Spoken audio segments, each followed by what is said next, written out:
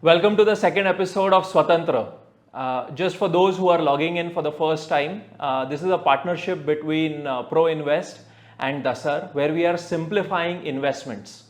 Everybody wants to be rich, everybody wants to be wealthy, but you got to put in the hard work and you need analysis, you need to build confidence and conviction. And that is what we will help you to do through this podcast series.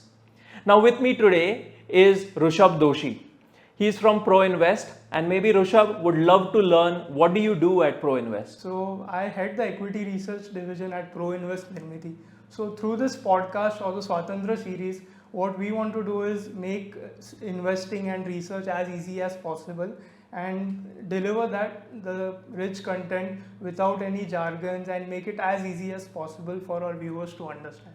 Brilliant. So as I understand, you're the person who does the analysis, the deep dive, the qualitative data, the quantitative data, and puts it all together to form what would be the recommendations to invest in stocks or any other investment vehicles. Now today we have a fantastic topic. What we are going to do is we're going to do sector analysis. We are going to do sector analysis in food retail or the QSR space. Now I don't know a lot about QSR, but it sounds delicious. It sounds my stomach gets going with this topic. But let's break down, right? If you could help understand what is QSR and how does anyone get his or her head around QSR space? So QSR is just an industry specific term for quick service restaurants. So basically these are all our fast food chains like McDonald's, Domino's or Pizza Hut. So before directly jumping into the sector, let's just take a eagle view of what the Indian food industry is.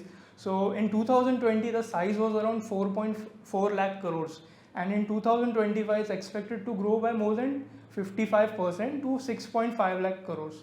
So anything which we eat outside is captured here. And this industry has a mix of organized and unorganized.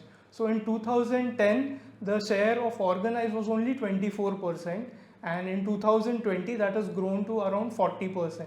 But in 2025 it's expected to be more than 54%, and that's where a huge growth opportunity lies.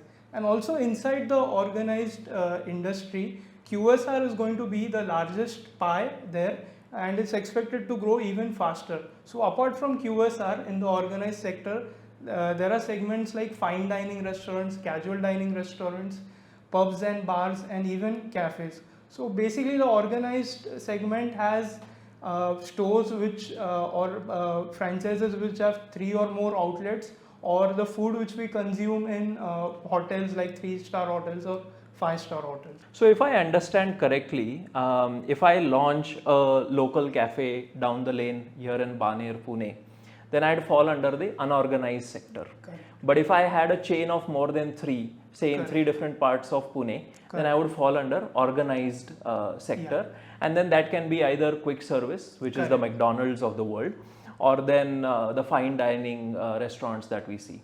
My second follow-up question to you, Rushabh, in QSR is, can you give us a top level view of what is this food retail space, what is the QR space, and what are the trends that are going on? So basically, when we take a QSR, basically there are 2 parties involved. One is the brand owner and the second one is the franchisee. So your brand owners are typically McDonald's or Yum Brands, which owns brands like Pizza Hut, KFC and Taco Bell. And the second ones are franchise which run the stores on the ground, something like a Jubilant Foods or Devyani International, which partner with these brand owners and operate everything on the floor in their respective territories which they are allotted. So the basic transaction here or the contractual terms are, these franchisees, they pay a royalty fee to their brand owners, and they also have a certain set of rules where they have to open X number of stores each year in their respective territories, and they also have to pay a fee for each store they open. So this is something like a symbiotic relationship where both the entities, whenever they work, they have to ensure that both of them are successing in their respective fields. Thanks a lot for giving an overview of what is QSR. I understand it better, but help me simplify from an investor standpoint. I want to deploy capital. You're an investor managing money. There might be people out there who are looking to invest in this sector. So what are the things that you like about this sector or gets you interested as an investor or as a researcher? So as a philosophy, we like businesses which are highly scalable. So just to give you an example, when we look for businesses, we bucket them into two segments. The first one which we consider is a small fish in a large pond. So the opportunity to grow is humongous. And the second businesses which we typically don't like are the large fish in a small pond. These businesses are already big. Let's say a business which has 80 to 90% market share, there's not a lot of room left to grow, and if on top of that, if the industry is only growing at 2 to 3%, it becomes very difficult to create shareholder value. So coming to QSRs, the opportunity to scale is very large. So Yum Brands has more than 50,000 stores globally. They have 10,000 stores in China alone. The second largest, which is McDonald's, has around 38,000 stores globally. And certain facts which about McDonald's which really surprised me is that they serve food to more people than the entire population of UK every day. And they open a store on an average of 15 hours every time. So, and interestingly, they are the top distributor of toys. Thanks to their Happy Meal concept, which kids seems to be loving. And apart from that, these QSRs typically offer convenience at a low cost, which makes them a very good opportunity to grow and take market share from the unorganized industry. So the next 3 points which I think has more to do with India. The first one is, when your per capita income rises, let's say when India's per capita income would double in the next 4 to 5 years, when it moves from $2,000 to $4,000, our basic consumption in goods like, let's say, detergent or toothpaste is not going to double overnight. But certain categories like QSR will see a huge boom because our aspirations are high, our median population age is very low. And secondly, because of urbanization and the nuclear family concept, this sector is also seeing a lot of tailwinds, and QSRs in India is still a very urban formula or phenomenon, and it's not so popular in tier 2 or tier 3 cities. And lastly, what I think would be a huge driving force, and this I've seen happening in China and in US in the early 90s, is that as and when women enter the workforce, this segment sees a huge boom because it's very difficult for women to come home after work and cook. So this becomes a phenomenon and it becomes a habit going ahead, and people prefer to either dine out or order more frequently. And lastly, all these food aggregators are adding to this market. Swiggy and Zomato, majority of their sales are also through QSRs only. Brilliant. So if I can sum this up quickly, one is it's a very highly scalable business area to operate in. So as an investor, that's good. The second is the average disposable income is expected to increase significantly because India's GDP per capita is going from currently about $1,850 to expected to touch about 2,600 in the next 3 to 4 years. Correct. And then the third part, it's interesting that you say as more women enter the workforce. Yes, I think just day before yesterday at the G2 summit, Mr. Harish Mehta, he made a comment saying that women will be the majority of the workforce in the tech sector, which is growing rapidly. And so within the NASSCOM, within the IT sector, we are going to see a lot more women than men. And so that's such a fantastic fact because it also adds into the disposable income, Correct. right, for a family. Correct. And so who doesn't like French fries? Who doesn't like pizzas? And as the young population starts getting the money to spend it, they're going to spend it on this. Okay, so we've understood what is QSR. We've understood why, as an investor, you like investing in QSR. Now let's get into the structure and the commercials of a QSR. How does QSR operate, right? Maybe what you could do is, you've said you have the brand and then you have the entity which drive in a symbiotic relationship. Correct. But who gets what? Who Correct. makes what money? Correct. Where are the margins? Yeah. And we all know it's a volume game. Correct. But that's something that India thrives on because we have 1.3 billion people to feed. Yeah. Right? So maybe you can help us understand that. Yeah. So the brand owner provides them with basically the brand trademarks, and also when they start initially in a respective country, they provide the menu and they also organize the supply chain for the franchise. But all the groundwork has to be done by the franchise, which is scaling up stores, customizing the menu, and also organizing and hiring people and building the ground force for them. And there are many types of contracts which are there. So Domino's has tied up with Jubilant as the exclusive master franchise, where they have been given the entire country to run stores. Other companies like Yum Brands have 2 franchisees and they have been allocated respective territorial areas where they can operate. Interestingly, Yum had in 2015 had reorganized the strategy in India. Before that, they had around 8 to 9 franchisees, and then they realized that Jubilant was doing much better than them. And after that, they took a decision to rationalize their franchisees and organize it in a way which would be more sustainable going ahead. And Burger King has a different structure. The brand owner has done a JV with them, and they are the exclusive franchises for India. So there are many combinations which the brand owner does based on their requirements. And apart from that, the franchises have to pay a royalty fee to the brand on a monthly basis. So this is around 3 to 4% for Jubilant Food, which is the lowest in the industry, and it's around 6 to 7% for all the other brands. There's also a store opening fee which they have to pay, which is typically for 10 years, and it can be renewed further for 10 years. So it's around 20, for most of the stores is around 20 lakhs per store. And apart from that, they also have to spend 6 to 7% on marketing, and majority of this is for national marketing and 1% maybe for local area level marketing. So this is the structure which typically all these MNCs have with most of their global operations.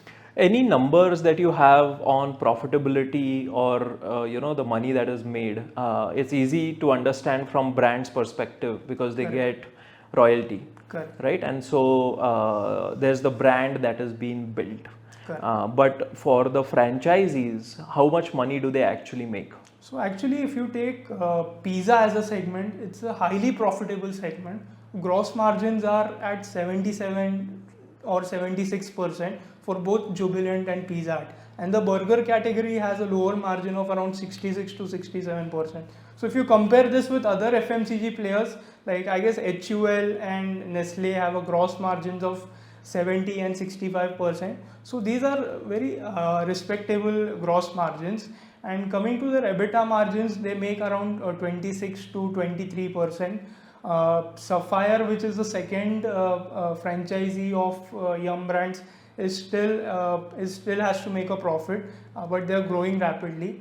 And as an investor, what I think we should more focus on is at the rate at which these companies are growing. So when we look at the growth, we typically break it down into 2 segments. One is the same store sales growth, or the SSG, which means that if they had 100 stores last year, how well did these stores do in the current year. And the second part of the growth is the growth which is because of new stores which has been added.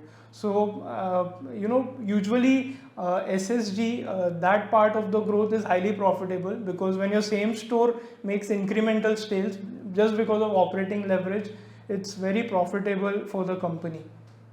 Brilliant. Thanks for breaking it down.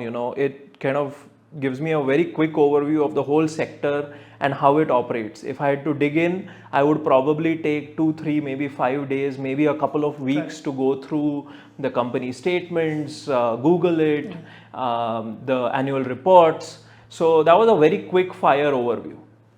So just one thing which I wanted to add is that there's this thing called negative working capital. So, or you can also look at it from a cash conversion point of view.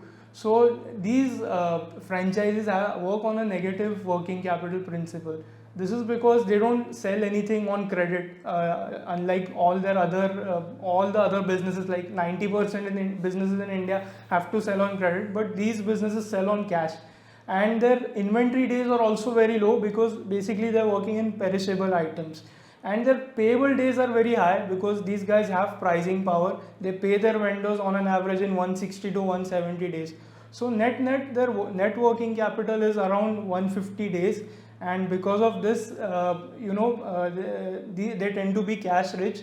And once they open a store, it acts as a cash generating machine, which helps them to fund their next store. So this is, I guess, a sign of a good business. Most of the popular FMCG businesses also have the same concept, and this is a strong sign of pricing power. Yeah, it's such a fascinating fact. As a person who's worked with over 150, 200 startups across India and the US, one of the biggest killers of startups or any new businesses in the first 5 years is cash flow. Correct. And that's why they call it cash is king. And so if this sector, QSR sector, is so cash rich, you can just put so much of that money into growth, and that's not even at the cost of debt or anything else. Lovely to hear that. All right, so I'm ready to put my money down. Okay, I want to invest in QSR. Put your money where your mouth is. Exactly. But I want to now invest. Okay, and I'm sure there'll be many people in our audience who must be saying, I understand this is a growing space, it's an investment worthy space, but how do I research? How do I analyze? What do I look for? Right? And then you go on tools like screener.in, and then you can see the financials, the comparables, and all of that, right? But as the head of research, as someone who does good qualitative and quantitative research, how would you research this particular sector to identify what you want to invest in? Yeah. So for every sector, there are certain aspects which we call the KPIs, or the key parameters. So for this sector, these key parameters are not so easily available on sites like Screener or Tijori. And so if you look at their balance sheet, you see a lot of debt. But as we mentioned, these are cash rich companies which produce a lot of cash. So just because of something which is called Ind AS 116, all the rental or leases which they have to show it as an asset and liability, which increases their debt, but this isn't actually a debt. And other key parameters which we look at is their store opening growth, the geographies in which they are present. So what we don't like is most of these newly listed franchises, they are opening stores rapidly, but half of these are in malls. And we've seen in the pandemic what has happened. Like this could be a very risky model going ahead. I would prefer companies which open stores cautiously, but don't have to close down the same stores after 3 to 4 years. So location. And apart from that, there's a concept called restaurant level EBITDA, how profitable they are at the restaurant level, excluding all their corporate costs and SG&A related to that. And other key parameters are the ADS, which is the average daily sales which they make per restaurant. This is a very key aspect to track. and also their sales per square foot. What we are seeing is that most of these franchisees or QSR companies have been able to consistently increase their average daily sales or sales per square feet by introducing combos which are perceived to be value for money, or adding beverages which have an even higher gross margin. Also, McDonald's has done a very interesting thing. They have introduced the breakfast menu, which opens up a very huge opportunity. So pizza is something which you can consume for lunch or dinner, but adding that third segment increases your total addressable market. They also have McCafe, which is doing good. In India, it does around 18 to 19% of their sales, and they are famous for their ice cream portfolio also. So all these things help to increase the average ticket size. So okay, screener can't help me as much to evaluate companies in this sector. Okay, that's my, we're talking about Swatantra, about simplifying investing, and we are putting where our mouth is. Okay. And so in this case, go deep into the annual reports. Correct. Take a look at the numbers, come out with your key parameters, research them, write it down, make your own notes. One thing that I have learned is, do your own analysis, do your own, while you may even have a financial advisor or an investor, you have to stay on top of your own money, and you have to manage your own money. You can't just the way you can't outsource, the growth of your children, you can't outsource the growth of your money. You have to have some level of control and knowledge about it. And so basic understanding and spending maybe a couple of hours every week on things like QSR, which you think are attractive, and staying on top of the markets. Have the markets increased? Have they fallen down drastically? You don't have to take action, but you need to have that base level of knowledge so that you can take a decision. Right? So great. Thanks for decoding how to think about investing and what parameters to look at when we are researching this sector. Now, the other side of the coin is, what are some of the mistakes that most investors or many investors may have made while investing in QSR, or scams or blunders that may have happened in this sector? Correct. So there haven't been like many scams, because this is a very open industry. But what I think could be the biggest risk is that whenever there's an agreement or a partnership between the brand owner and the franchisee, the agreement is one-sided. It's in the favor of the brand owner. So they can choose whoever they want to run a business, but if they feel that they're not doing a great job, they can fire you immediately and replace you with another franchisee. So, and this has happened. For instance, McDonald's has two franchisees. One handles the South and West operations, which is Westlife Development. It's a listed entity. And the second one, so the North and East business didn't do quite well, and McDonald's chose to replace that franchisee with another franchise. So the older one had to sell all their assets to the new one, and McDonald's decides everything, at what price they are going to sell it.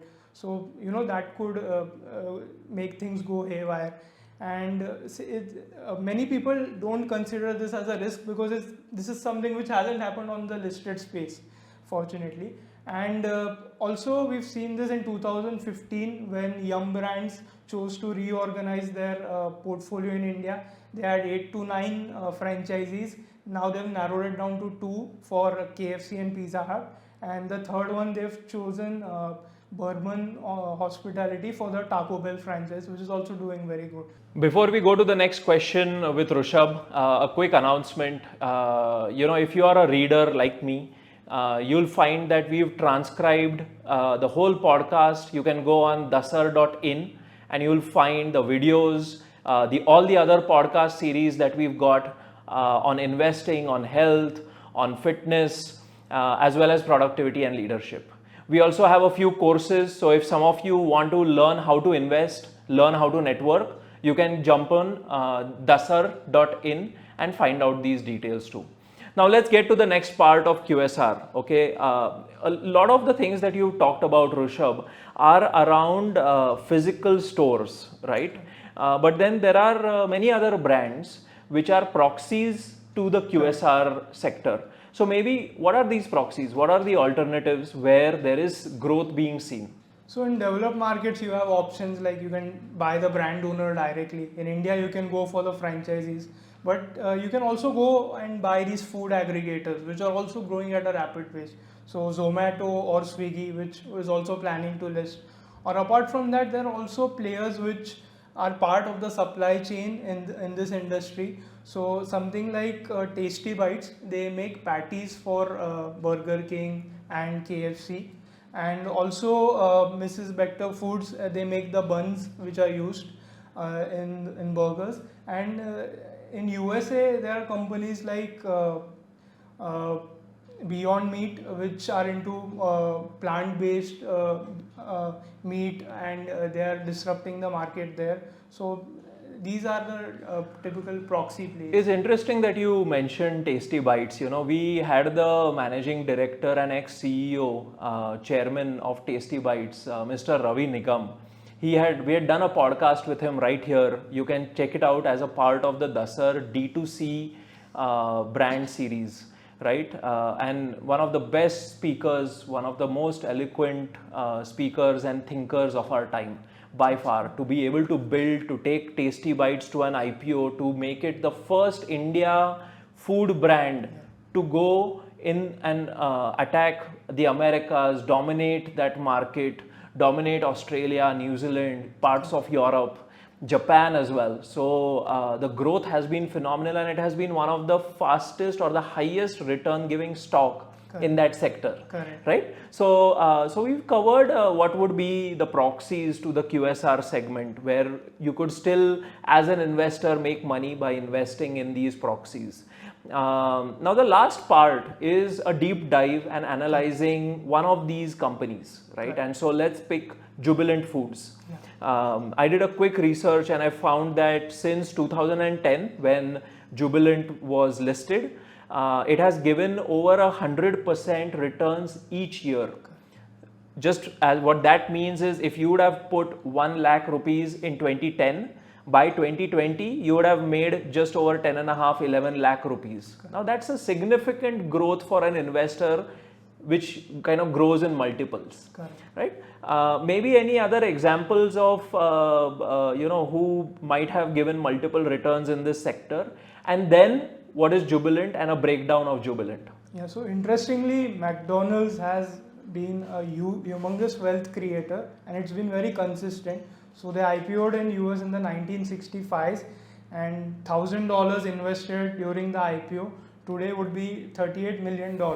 So that's around 38,000 times your money. And it's been 55 or 60, 55 years. But still, if we go 50 years ahead, I am pretty sure that McDonald's would be there as a dominant brand in the QSR space. So yeah. So now coming to Jubilant Foods, it has been the most successful franchise in India. They are the biggest franchisees for Domino's outside the USA.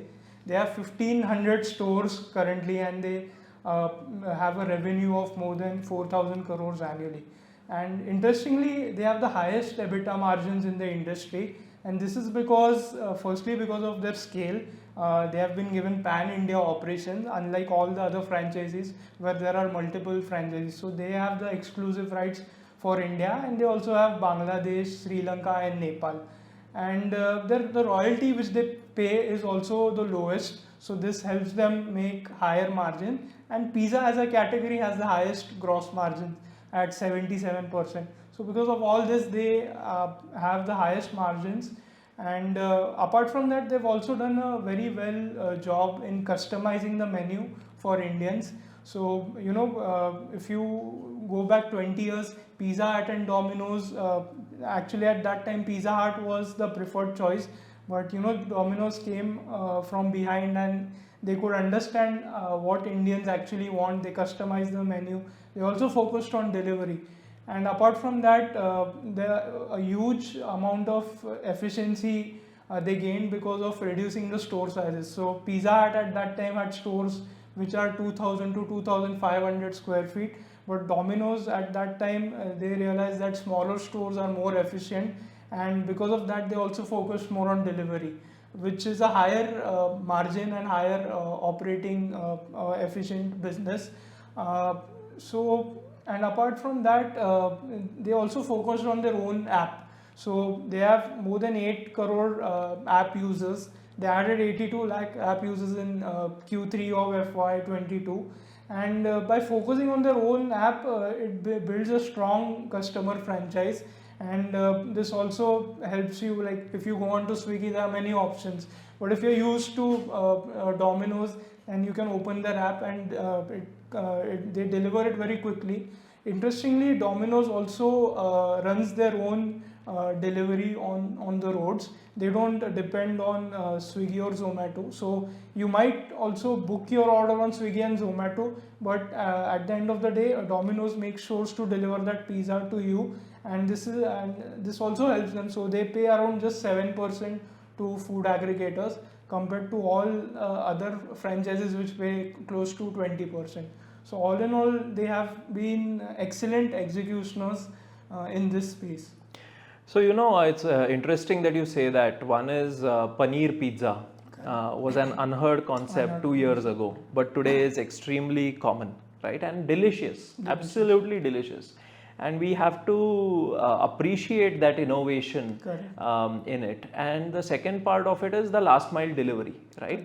Before Swiggy or Zomato took off from 2015, you could still get Domino's would be the ones who would actually deliver to you. I don't remember anyone else being able to deliver food at your doorstep, right? And so that's why it became so popular among the parties, especially in youngsters, and cheap, relatively cheap, right?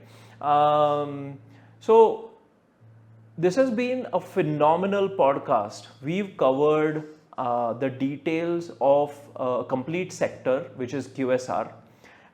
Before we wrap up, on a scale of 1 to 10, where 10 means you absolutely love this sector, as an investor, what do you rate this sector? So for me, it's maybe a 9. So you absolutely love this sector. Okay, so there you have it. Just as a disclaimer, all the names that we've suggested over here, they are not from an advisory standpoint. What we encourage you to do is to do your own analysis, equip and skill up. Okay, we have ways to do that. This podcast series is brought to you in a way by which your base level of knowledge increases, but hopefully you're not just learning, you're doing. If you still want to equip yourself, we are going to bring more stuff to you. All right, so subscribe, share this with your friends, go on our website, take a look at our transcripts, take a look at our courses. And if you have any questions for us, if you would like to cover us a particular sector, a particular company, just reply to this podcast. Just send us an email and we'll be sure to cover it in our next podcast as well. So I hope you've enjoyed it. This has been an absolutely phenomenal podcast. Thanks a lot, Rushabh, and we'll see you soon.